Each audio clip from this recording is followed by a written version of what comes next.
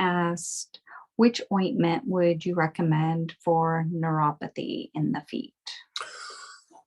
So neuropathy in the feet. So you have a couple issues here, right? So there is a little bit of nerve damage that happens sometimes with the area called the myelin sheath. But you have overstimulated nerve endings as well. And the nerve endings usually overstimulate because of stagnant lymphatic movement in the area.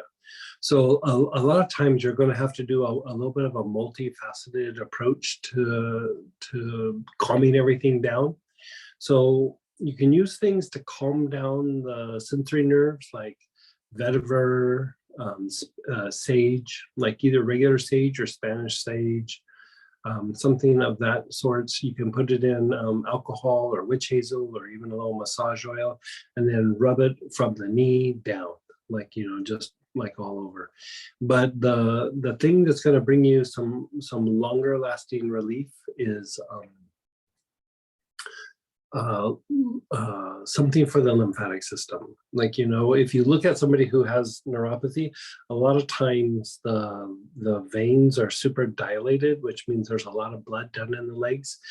The reason why I like to use vetiver is very good for calming down the sensory nerves, and it's a circulatory tonic that is also it doesn't generate a lot of heat. It's actually kind of cool, and so you're stimulating circulatory movement and you're calming down the sensory nerves all at once by applying the vetiver to the lower limb.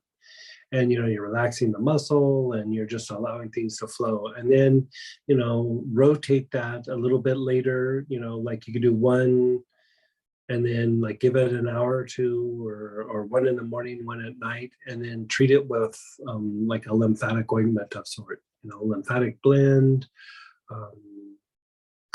I'd probably stick with a lymphatic blend or chakra root cleanser, to be honest.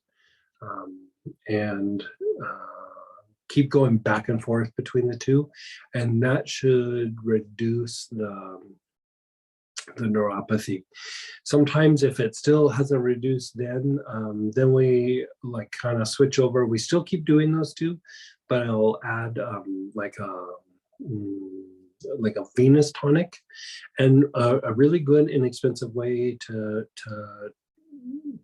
do a venous tonic, which just means having the blood return back to the heart, like moving away from the feet towards the head, is cedar in like witch hazel or something like that.